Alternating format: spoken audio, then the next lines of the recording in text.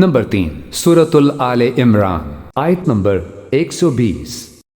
ان تمسسکم حسنۃ، اور اگر کوئی خوشی کی چیز مسلمانوں تمہیں مل جائے، کوئی خوشی کی، کوئی اچھائی کی چیز تمہیں مل جائے، تو بھلائی کی چیز ملے تمہیں، تو سؤہم، انہیں برا لگتا ہے، انہیں دکھ ہوتا ہے، یہودیوں کو پریشان ہوتے ہیں کہ آخر مسلمانوں کو بھلائی کیوں مل گئی۔ وَإِن تُصِبْكُمْ سَيِّئَةٌ، اور جب کوئی برائی کی چیز تمہیں ملے، کوئی مصیبت پہنچ جائے، یفرحوا بہا، خوش ہوتے ہیں اس پہ کہ اچھا ہوا، اب مسلمان پھنسے، اب مسلمانوں پہ تباہی آئی۔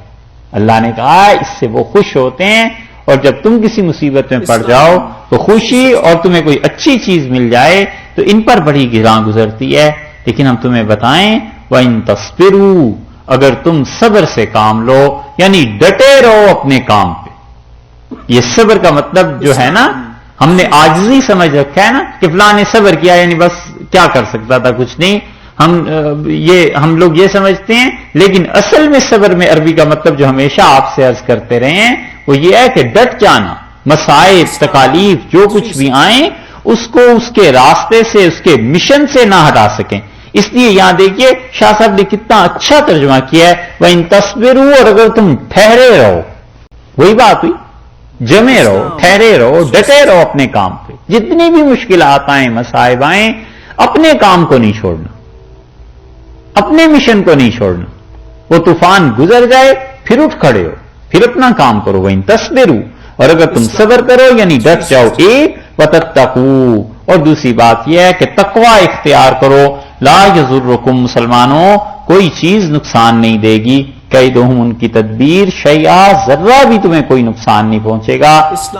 دو کام کرنے ہیں، ایک صبر، ایک تقوی، اپنے کام، اپنے مشن سے وفاداری کہ یہ کام کرنا ہی کرنا ہے، اس کو نہیں چھوڑنا۔ یہ وہ چیز ہے جو اب مسلمانوں میں اتنی بھی نہیں رہی جتنا نقشے کا جو دریا ہوتا ہے اس میں نمی ہوتی، بالکل نہیں رہی۔ ایک کام کو شروع کریں گے، 10 آدمی مل جائیں گے، اس کام کو کرنا ہے، اور جب طے ہو گیا کرنا ہے تو پھر ایک ایک کر کے سلپ ہونا شروع ہوتا ہے، بیچارے 2-4 ہی آخر پہ رہ جاتے ہیں۔ وہ کہتے ہیں یا اللہ کیا کریں، لوگ نہیں ملتے۔ چھوٹا سا کام شروع کرنا ہے، مسجد بنانی ہے، کمیونٹی میں نہیں ہے، پورا مجمع ہاتھ کا بالکل مسجد بنائیں گے صاحب، بالکل کوئی فکر ہی نہ کریں۔ اور جب فنڈ ریزنگ کرنی ہے، جب پیسے اکٹھے کرنے ہیں، مانگنے ہیں، پھر پتہ چلتا ہے صرف پہلی صف، اس میں سے بھی چند ایک نمازی رہ گئے اور تو کوئی رہا نہیں، اب کیا کریں۔ اس لیے بڑے کام نہیں ہو سکتے، کیونکہ آدمی فرد واحد کچھ نہیں کر سکتا۔ نبی کریم صلی اللہ علیہ وسلم اپنی نبوت کے آغاز میں 5 برس تک تقریباً بیت اللہ میں آ کے نماز نہیں پڑھی، گھر پہ پڑھتے تھے۔ اور اس پہ عمر رضی اللہ عنہ آئے ہیں اور انہوں نے پہلی نماز ہی آ کے، ظہر کی نماز ہوئی تھی تو بیت اللہ میں آ گئے، ان کا نماز پڑھو، ہم کیوں چھپیں۔ اور جو لڑائی ہوئی اور اس پہ عمر رضی اللہ عنہ کو انہوں نے ستایا، تنگ کیا، اور بعض چیزیں اٹھا کر ماری، پھینکی، تو اس پہ عمر رضی اللہ عنہ نے کہا کہ تم اب تک ہی ہو جو کچھ کر رہے ہو، اور جس دن ہماری تعداد 300 سے زیادہ ہو گئی پھر میں دیکھوں گا ہمارے سامنے کون ٹھہرتا ہے اور کون لڑتا ہے۔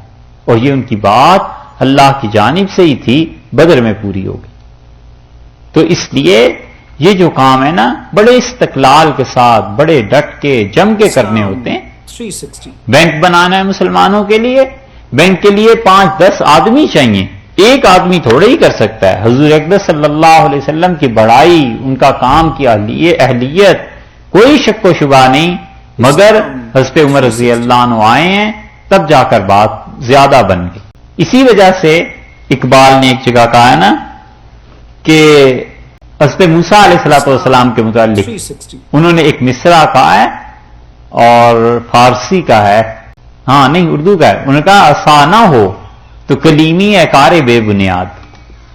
جب تک عصا نہ ہو، ہاتھ میں ڈنڈا، لاٹھی، یعنی اسباب، وسائل جو ظاہر میں کام کرنے کے ہیں، تو پھر کلیمی نہیں چلتی جب تک یہ چیزیں ساتھ نہ ہو۔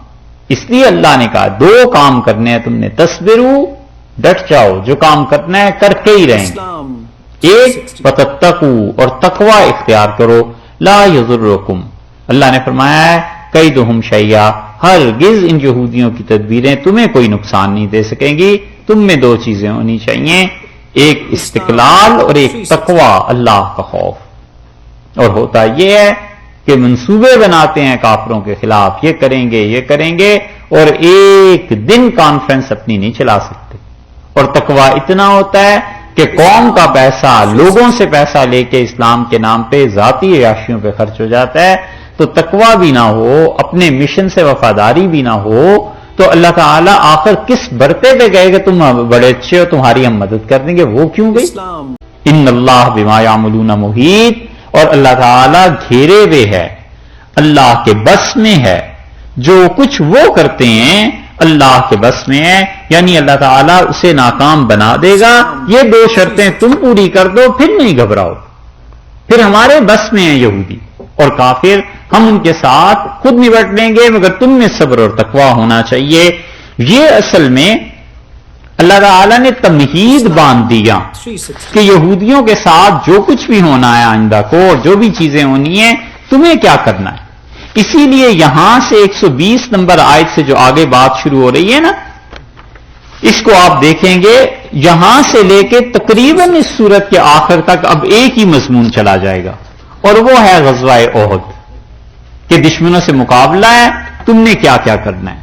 تم نے پسپائی اختیار کر لی، اس کی وجہ کیا تھی؟ حضور اقدس صلی اللہ علیہ وسلم کے ہوتے ہوئے یہ معاملہ پیش آ گیا، اس کی کیا وجہ تھی؟ یہ 120 کے بعد 80 آیات اور رہ جاتی ہیں نا، تو یہ 80 آیات جو ہیں تقریباً یہ ساری غزوہ احد کے متعلق ہیں. اس لیے اس میں سیرت کا اور رسول اللہ صلی اللہ علیہ وسلم کی زندگی کا، صحابہ رضی اللہ عنہم کی قربانیوں کا بہت سا حصہ آ جاتا ہے. انشاءاللہ کل یہاں سے شروع